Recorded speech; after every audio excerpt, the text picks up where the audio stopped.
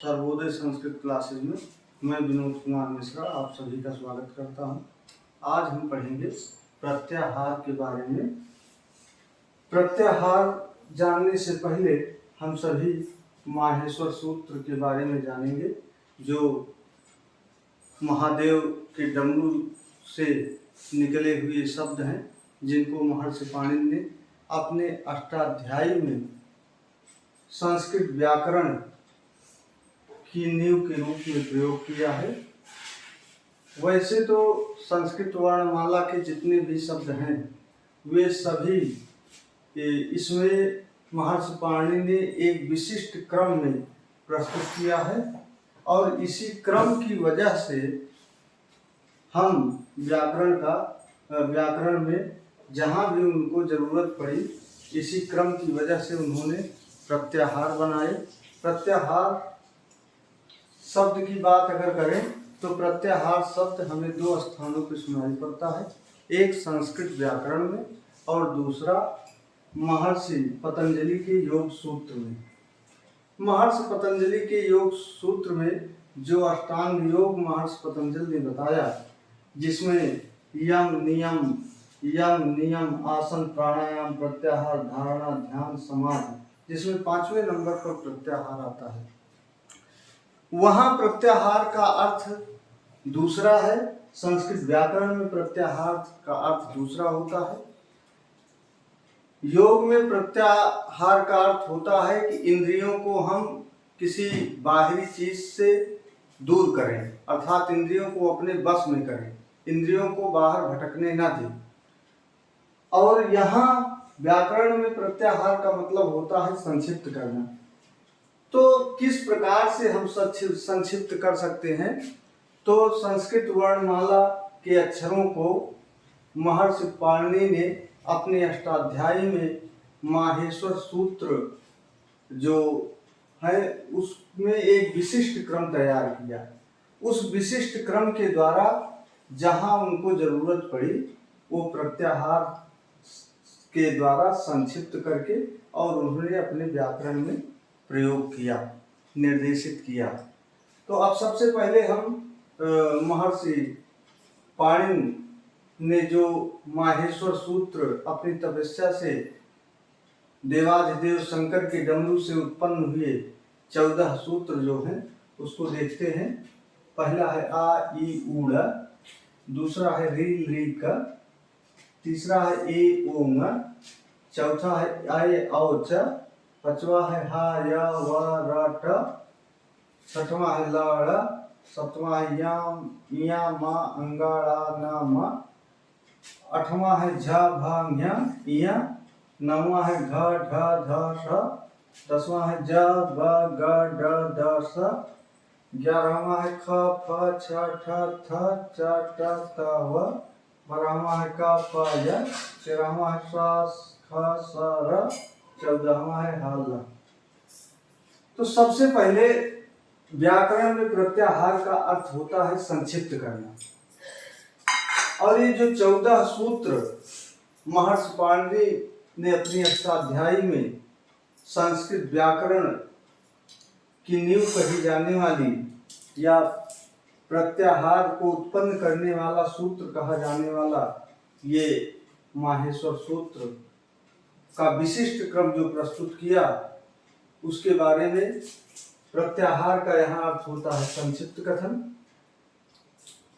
इसमें हम आप देख रहे हैं कि हर सूत्र के अंतिम में एक अक्षर है जिसमें एक वर्ण है जिनमें हलंत लगे हुए हैं, जिसे ये है आई उड़ा मेड़ा, रेलवे का में का में, ऐ ओंगा में अंगा में, आई और चा में, हा या वा रा टा में, लाड़ा मेड़ा में, या मा अंगाड़ा ना मा में, झा भा या में, घा ढा धा सा में, और जा बा गा डा दा सा में, खा फा छ ठ त च ट त के वा में, का पा या के या में, और सा र के रा में, हा ला के ला में।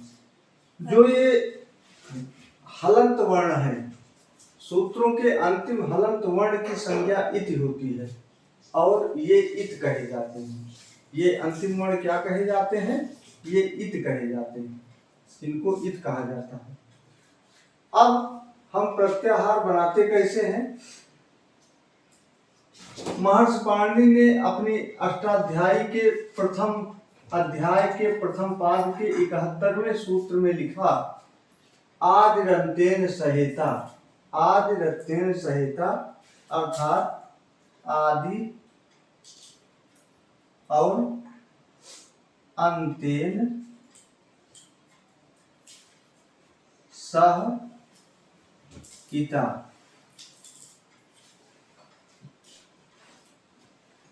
या अर्थात पहला वर्ण, शुरू का वर्ण, अंत का कौन सा वर्ण?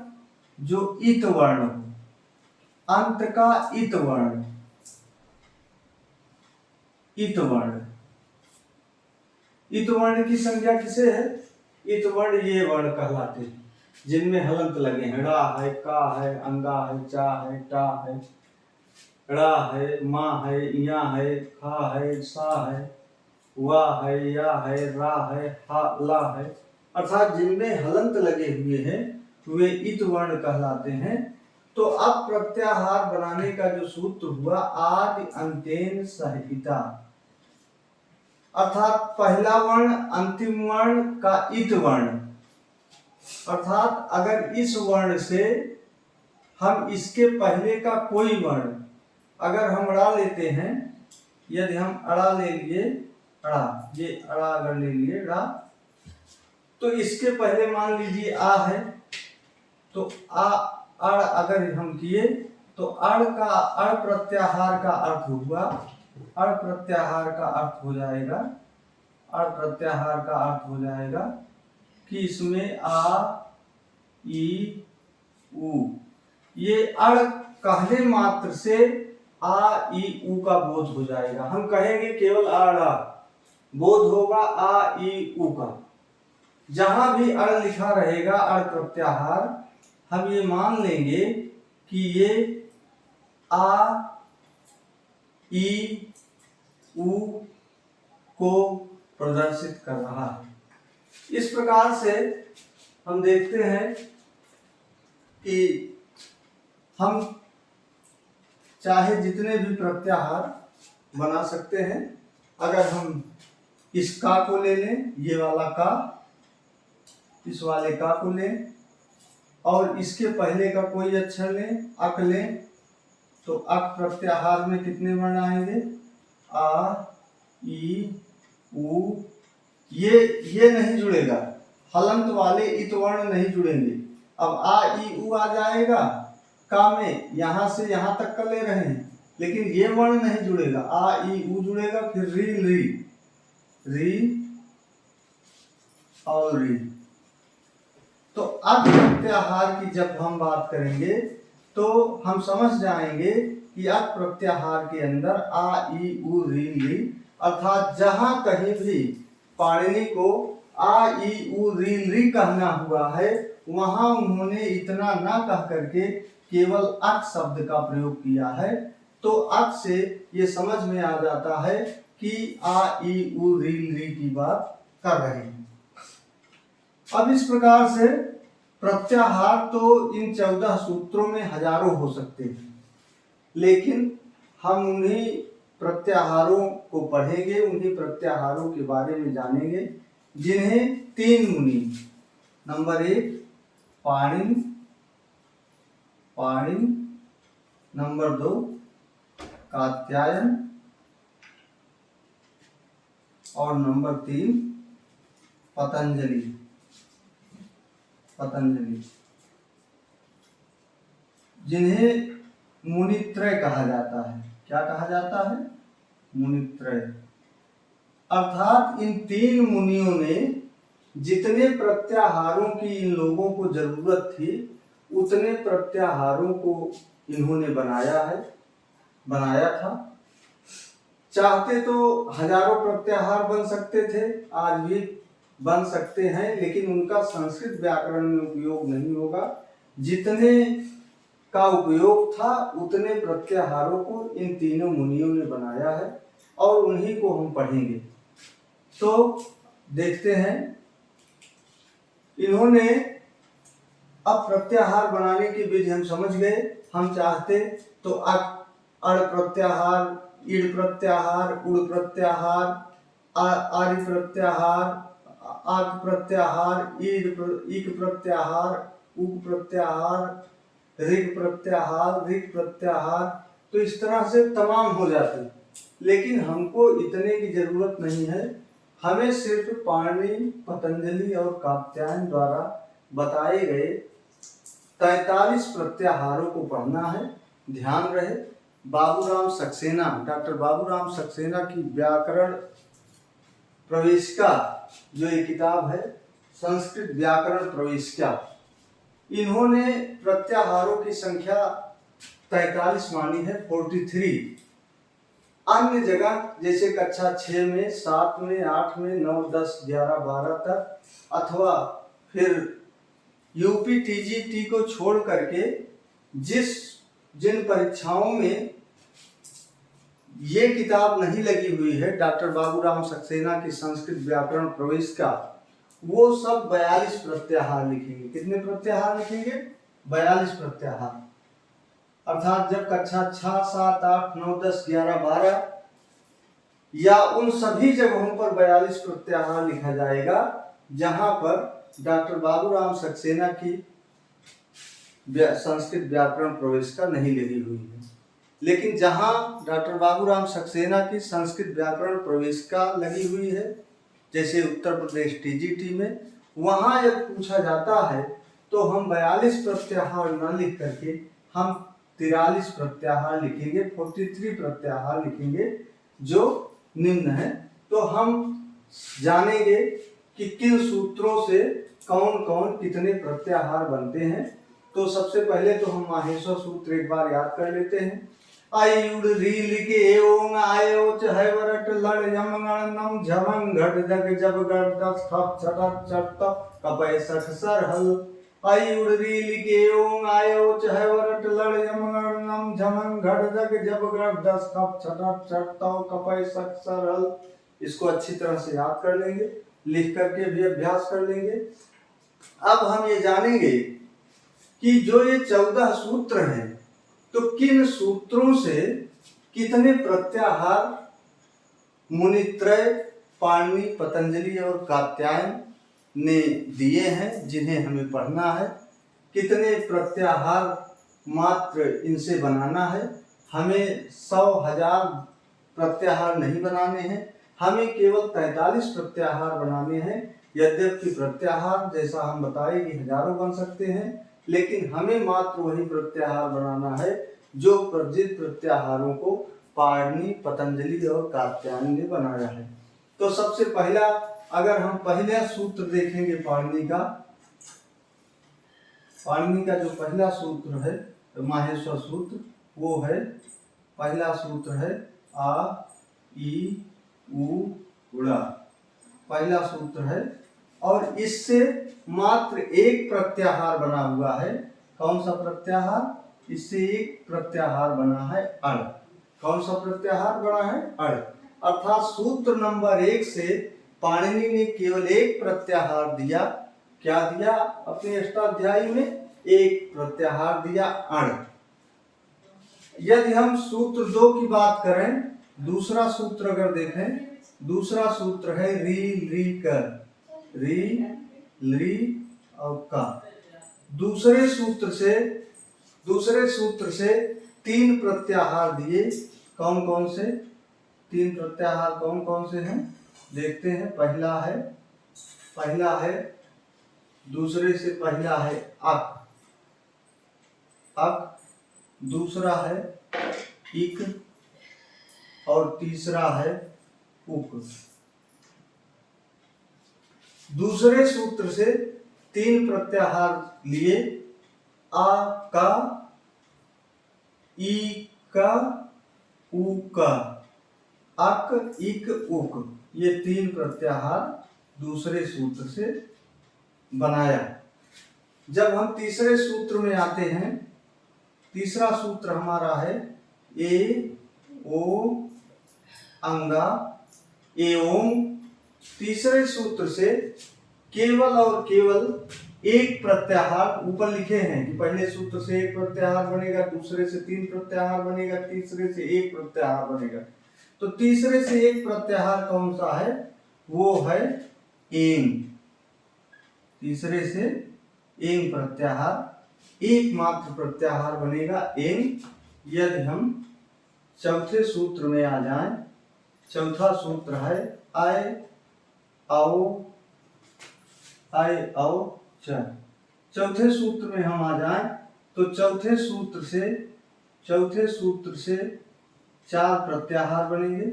पहला होगा, चौथे सूत्र से 4, पहला होगा अच, दूसरा होगा इच, तीसरा होगा एच और चौथा होगा आइच। चौथे सूत्र से चौथा सूत्र का अंतिम अक्षर ये है, जैसा कि हम अंतिम अक्षर से देख ही रहे हैं, हमारा सूत्र था आदि अंतेन सहेता, अर्थात अंतिम वर्ण के पहले का जो अक्षर हो और अंतिम वर्ण का इति हो, अंतिम वर्ण इति हो, इत संज्ञक। तो इत संज्ञक यही वर्ण है, अड़ा है, का है, अंगा है, अर्थात हलत्व वाले वर्ण इत संज्ञक कहे जाते हैं। तो जो चौथे सूत्र का इत संज्ञक है या दूसरे चलेंगे तो उससे कुल मिलाकर के 4 प्रत्याहार बनेंगे। कौन? देखिए, आ और चा मिला के अच बना, ई और चा मिला के इच बना, ए अब उ नहीं बनेगा, उच नहीं बनेगा, अब ए और चा मिलाकर एच बना और आय और चा मिला के एच बना है।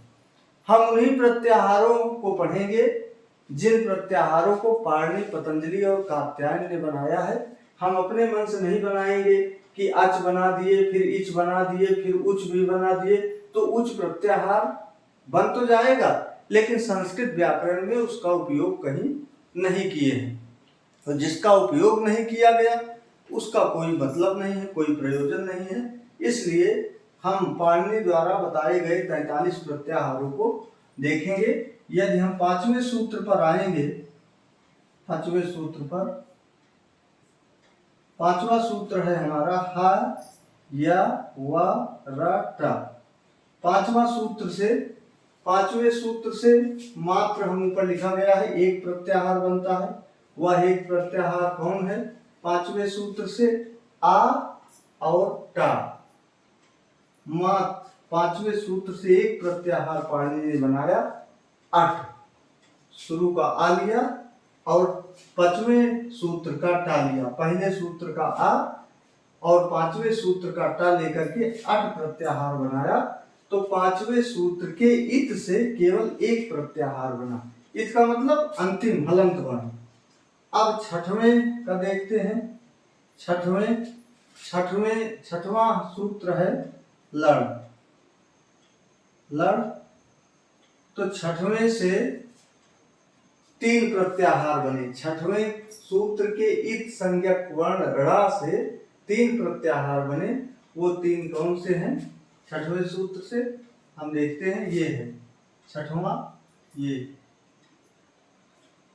चल नहीं रहा, ये यहां भी हमने दे रखा है।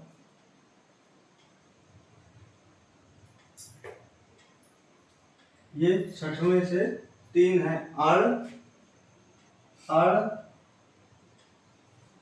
इड़ और यण। अड़, इड़ और यण। अड़ पहले सूत्र का आ, छठे सूत्र का ड़ा अर्थात इत। इसके बाद इड़, पहले सूत्र का ई, 6वें सूत्र का इ। इसके बाद यण, 5वें सूत्र का या और 6वें सूत्र का इत संज्ञक। इस तरह से 6 हो गए। आगे फिर हम देखेंगे, जिसको हम मिटा दे रहे हैं। जो 7वां है, ऑलरेडी पूरे सूत्रों को बगल में लिखा गया है कि किन, ये पहला नंबर है, ये दूसरा नंबर है, तीसरा, ये चौथा, ये 5वां, ये 6वां, ये 7वां, ये 8वां, 9वां, 10वां। 10वें से सूत्र भी लिखा गया है 11वें से सूत्र भी लिखा गया है 10वां, और 11वें से 10वां, 10वें के बाद जो है ये 11वां है, 11वां है,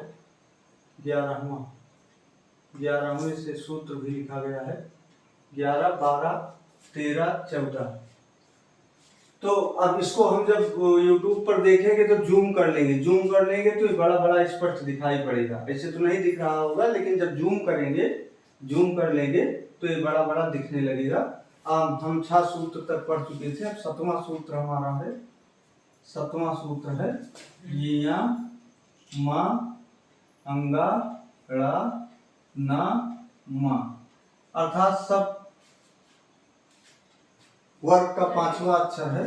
इससे हमारे 7वें से 7 नंबर से हम ये देख रहे हैं 4 सूत्र बनते हैं। ऊपर लिखा है, ऊपर 7वें सूत्र से कितने प्रत्याहार बनेंगे ऊपर लिखा गया है। जैसे पहले से 1 प्रत्याहार, दूसरे से 3, तीसरे से 1, चौथे से 4, 5वें से 1 प्रत्याहार, 6वें से 3 प्रत्याहार, 7वें से 4 प्रत्याहार, 8वें से 1 प्रत्याहार, 9वें से 2 प्रत्याहार, 10वें से 6 प्रत्याहार, 11वें से 1 प्रत्याहार, 12वें से 5 प्रत्याहार, 13वें से 5 प्रत्याहार, 14वें से 6 प्रत्याहार।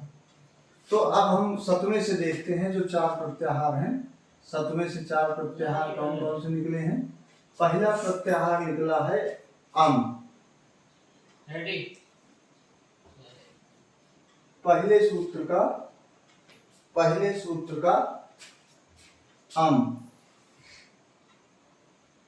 ये चल नहीं रही है। पहले सूत्र का आ और ये 7वें सूत्र का मा। दूसरा है अम के बाद यम।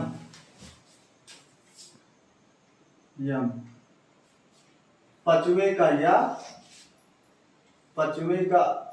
या और इसका मा।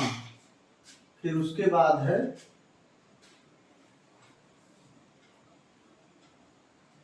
तीन। तो इस प्रकार से पहले से आ लेके मा अम हो गया। फिर उसके बाद 5वें सूत्र से या लिया और 7वें सूत्र से मा यम। फिर 7वें सूत्र का इया लिया और फिर मा लिया यम, और फिर अंगा लेंगे इसी 7वें सूत्र से और फिर मा लेंगे यम। ये 4 प्रत्याहार 7वें सूत्र से बनेंगे। अब 8वां देखते हैं। 8वां सूत्र है झा भा ञ। झा भा ञ। इससे जो है इससे 1 प्रत्याहार मात्र बनेगा। झा भा ञ से 1 प्रत्याहार, वो 8वां सूत्र है। 8वें सूत्र से 1 प्रत्याहार वो भी बनेगा। ये यहाँ से 5वें से या लिया जाएगा और यहाँ से या, तो यह प्रत्याहार बनेगा। जब हम 9वें सूत्र में आएंगे, 9वां सूत्र, 9वां है घट है धक है, घट है ध स। इससे जो है 2 सूत्र बनेंगे। कौन से 2 प्रत्याहार बनेंगे, कौन कौन बनेगा। एक झस बनेगा और दूसरा बनेगा भस। झस और भस। झस कहाँ से लिया गया, झा 8वें सूत्र से झा ले लिया गया, यहाँ से खा, और 8वें ही सूत्र से भा लिया गया और यहाँ से खा इत वर्ण 9वें का। फिर जब 10वें सूत्र में हम चलते हैं, 10वां सूत्र है जब गढ़ 10। 10वें सूत्र का इत जब हम लेते हैं तो 10वें सूत्र में हम देखते हैं कि 6 प्रत्याहार बने हैं। कितने प्रत्याहार बने हैं, 6। जब ग ड द स, जब गढ़ 10। इससे 6 प्रत्याहारों की उत्पत्ति हुई है। कौन कौन से। पहला है ये 10वां प्रत्याहार है। पहला है अस, पहले सूत्र का। दूसरा है हस, पहले सूत्र और 10वां सूत्र का इत, 10वें सूत्र का इत सा और पहले का आ, तो अस। इसके बाद फिर 5वें सूत्र का हा और इसका सा, हस। इसके बाद फिर वस, हस वस। वस के बाद जस प्रत्याहार, उसके बाद फिर झस प्रत्याहार, झस प्रत्याहार, और उसके बाद फिर 6वां प्रत्याहार बनेगा बस प्रत्याहार, बस बस प्रत्याहार। इस प्रकार से कुल 6 प्रत्याहार सूत्र 10 से निकल रहे हैं, जब गढ़ 10 से 6 प्रत्याहार। अब हम चलेंगे, इसको मिटा देते हैं। 10 प्रत्याहार तक हो गए, 11वां देखते हैं। 11वां प्रत्याहार, 11वें में हम देख रहे हैं कि एक प्रत्याहार मात्र 11वें सूत्र से बना है। 11वां है ख फ छ ठ छ ठ त छ ठ थ च ट त व। ख छ ठ त च त से मात्र एक प्रत्याहार बना हुआ है। वो एक प्रत्याहार है 11वां सूत्र, ये लिखा गया है 11वां सूत्र। 11वां सूत्र से एक है छाव प्रत्याहार। क्या है? छाव। अब छाव जो है कहाँ से छा है? इसी 11वें से, ये छा और ये वाह, ये छा ये वाह, इससे छाव प्रत्याहार। 11वें से मात्र एक प्रत्याहार बना। अब 12वें में आ जाएंगे। 12वां सूत्र है कपय। कपय, कपय से 5 प्रत्याहार बने, 5 प्रत्याहार। पहला बना है य कपय, य यहाँ से 5वें सूत्र से या लिया गया, ये बना। दूसरा है य का, ये के बाद फिर मय। दूसरा है मय जो है यहाँ से 7वें सूत्र से मान लिया गया। तीसरा है झय, तीसरा झय है, झय। और चौथा है ये यहाँ लिखा है य मय झय खय चय, खय। और ये अगला है चय। तो खय जो है खप छठत चटतव, यहाँ से खा और यहाँ का या, कपय का या, खय। फिर यहाँ से चा और यहाँ का या, चय। इस प्रकार से कपय से 5 प्रत्याहार निकले। 1 2 3 4 5 प्रत्याहार। और उसके बाद हम 13वां देखेंगे। 13वें सूत्र से हम देख रहे हैं कि 13वें सूत्र से भी 5 प्रत्याहार निकले हुए हैं। 13वां सूत्र है स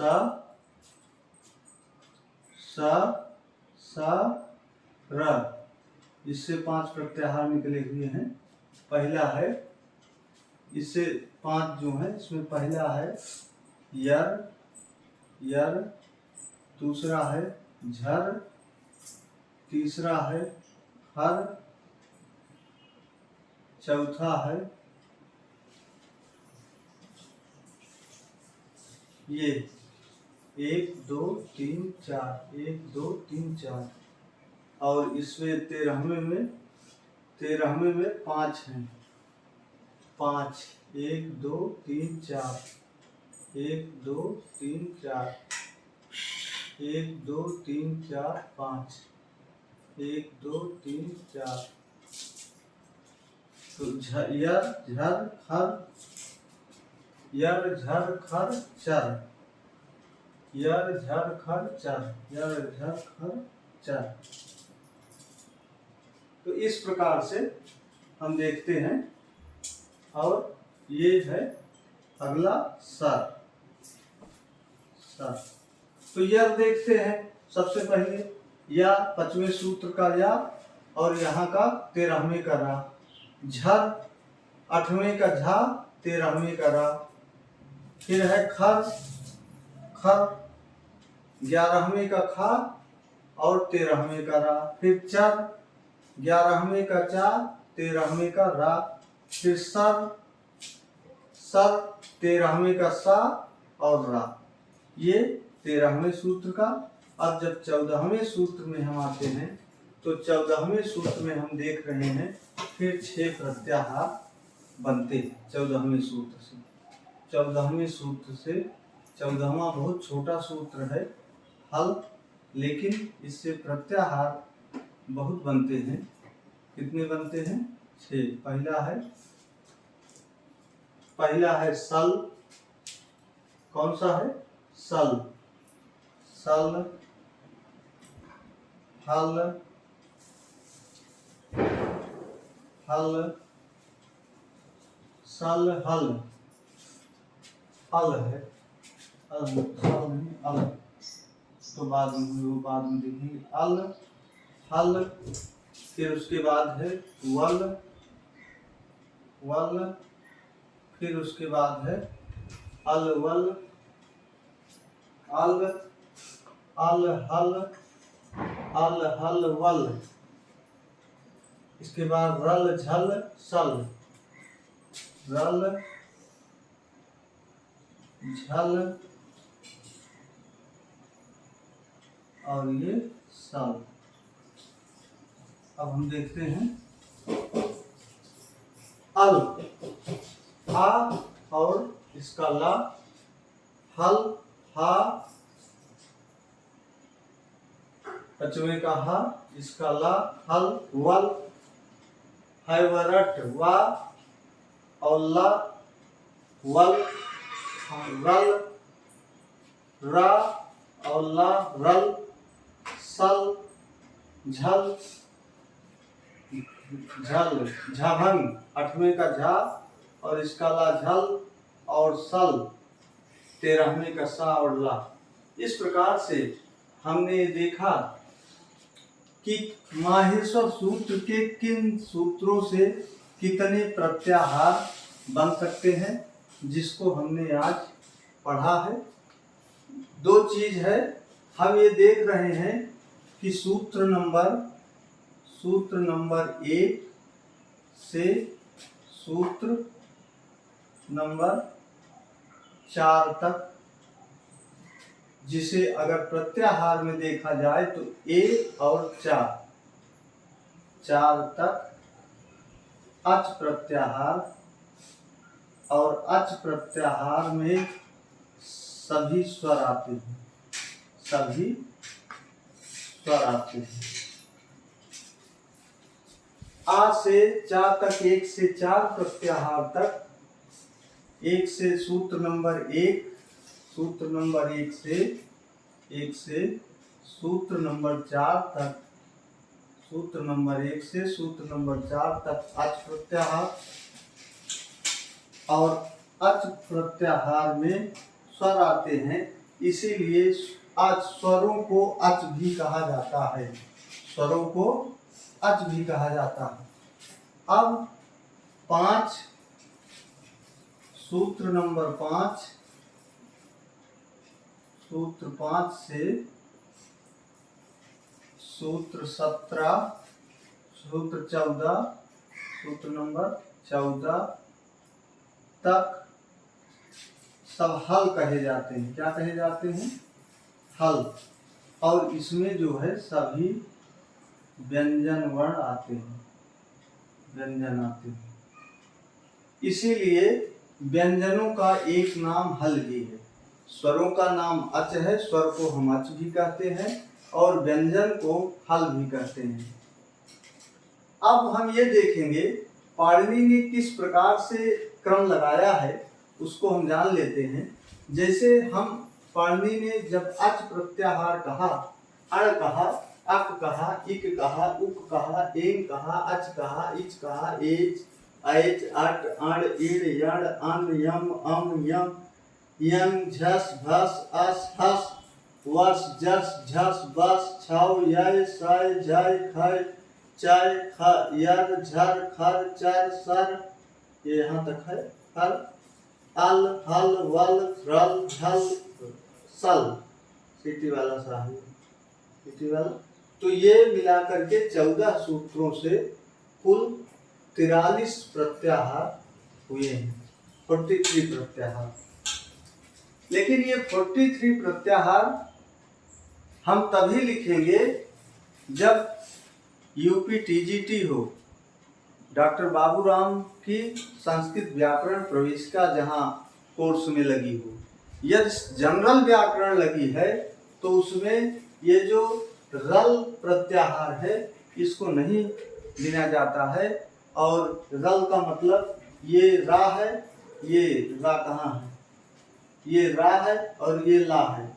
इस प्रत्याहार को ना हो करके हम सीधे 42 प्रत्याहार केवल मान लिए जाते हैं और 42 ही लिखा जाता है। इसलिए हमने यहाँ लिख दिया है कि 6 से 12 तक, या जहाँ भी संस्कृत व्याकरण में केवल पूछा जाए, कोर्स में ना निर्धारित हो डॉक्टर बाबूराम सक्सेना की संस्कृत व्याकरण प्रवेशिका, वहाँ हम प्रत्याहार की संख्या 42 ही लिखेंगे। लेकिन जहाँ पर कोर्स में निर्धारित किया गया है डॉक्टर बाबूराम सक्सेना की व्याकरण संस्कृत व्याकरण प्रवेशिका, जैसे उत्तर प्रदेश टीजीटी है, तो उसमें हम 43 प्रत्याहार लिखेंगे, 42 नहीं लिखेंगे। लेकिन अन्य जगहों पर हम 42 प्रत्याहार ही लिखेंगे। अब हम देखते हैं एक बहुत विशिष्ट क्रम में पाणिनि ने इसको माहेश्वर सूत्र के रूप में प्रस्तुत किया। कैसे किया है, अब यहाँ से 1 से सूत्र नंबर 4 तक देखेंगे। सबसे पहले उन्होंने आ ई उ री री ह्रस्व स्वरों को लिखा। उसके बाद उन्होंने मिश्रित स्वर लिखा ए ओ, जो आ और ई से बनता है, और आय औ लिखा। फिर उसके बाद उन्होंने हा या व र अंतस्थ वर्ण लिखा ला, अर्थात 5-6 सूत्र में अंतस्थ वर्ण यारा लावा लिखा। इसके बाद उन्होंने वर्गों का 5वां अक्षर या मा अंगा ड़ा ना मा, जैसे का खा गा खांगा चा छा जा झा या टा ठा डढ़ा ता था दा जा ना पा फा बा मा मा, इनका 5वां अक्षर लिखा, वर्गों का 5वां अक्षर, ये 7वें सूत्र में। फिर 8वें सूत्र में और 9वें सूत्र में वर्गों का 4था अक्षर लिखा, घा लिखा, झा लिखा, भा लिखा, घा लिखा, ढा लिखा, धा लिखा। ये सब वर्गों के चौथा अक्षर, 1 2 3 4 5। भाई चा छा जा झा में झा चौथा अक्षर, पा फा बा भा चौथा अक्षर, का खा गा घा चौथा अक्षर, टा ठा डा ढा चौथा अक्षर, ता था दा धा चौथा अक्षर। फिर वर्गों का 3रा अक्षर लिखा, चा छा जा 3रा अक्षर, पा फा बा 3रा अक्षर, का खा गा 3रा अक्षर, टा ठा डा 3रा अक्षर, ता था दा 3रा अक्षर। फिर वर्गों का 2रा अक्षर लिखा, का खा 2रा अक्षर, पा फा 2रा अक्षर, चा छा 2रा अक्षर, टा ठा 2रा अक्षर, ता था 2रा अक्षर। फिर वर्गों का 1ला अक्षर लिखा, ता था चा छा जा झा का 1ला अक्षर चा, टा ठा डढ़ा अड़ा का 1ला अक्षर टा, ता था दधा ना का 1ला अक्षर ता। फिर का खा गा घा अंगा का 1ला अक्षर का, और पा फा बा भा मा का 1ला अक्षर पा।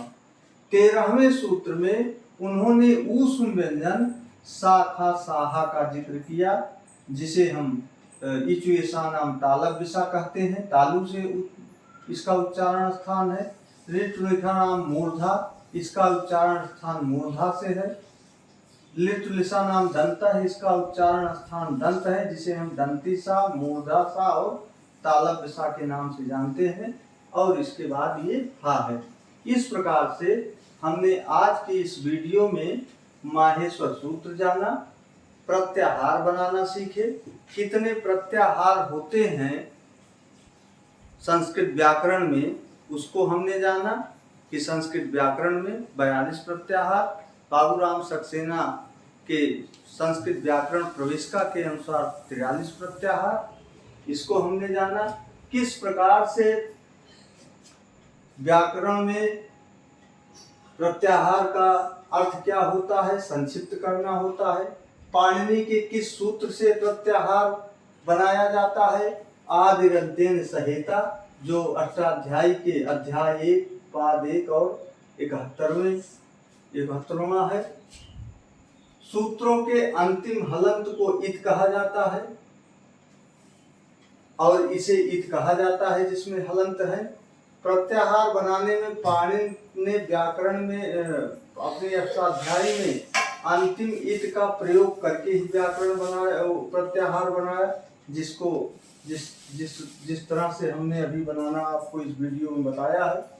इसके बाद सूत्र 1 से सूत्र 4 तक जितने स्वर संस्कृत व्याकरण के हैं सारे स्वर हैं, सूत्र 1 से सूत्र 4 तक। इसीलिए अच कहा जाता है, अच में सभी स्वर आ जाते हैं, सभी स्वरों को हम अच नाम से भी जानते हैं। 5वें सूत्र से लेकर 14वें सूत्र तक हल प्रत्याहार कहा जाता है और हल प्रत्याहार में सभी व्यंजन आ जाते हैं, इसलिए हम व्यंजन को हल भी कहा करते हैं। तो इस प्रकार से आज की इस वीडियो में बस इतना ही। फिर मिलेंगे अगली वीडियो में, तब तक के लिए नमः संस्कृताय।